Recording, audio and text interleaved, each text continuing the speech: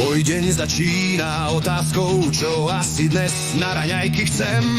Tak už nespí, vstávaj, tvoj kocúrik má hlad. Ešte neviem, na čo mám chuť, ponúkaj, nech si vyberiem.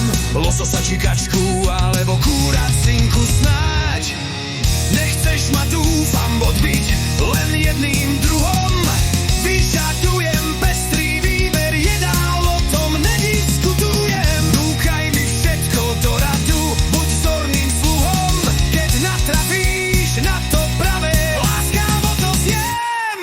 Dávno sme už zabudli na časy pouličného hladu. Dnes sme páni domu a veľký gurmáni, obsluhuj nás.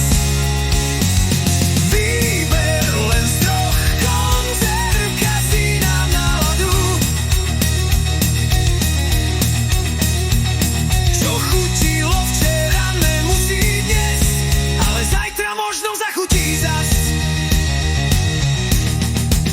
Toto jesť nebudem, a čože predtým mi to chutilo. Zmenil som názor, vôbec to nemám rád. Mrzí ma, ak som ťa prekvapil nemilo. Zásoby vyhoď a prestaň to kupovať. O 3 dni to isté na miske zas mám. Neisto ochutnám, čo mi to predkladá.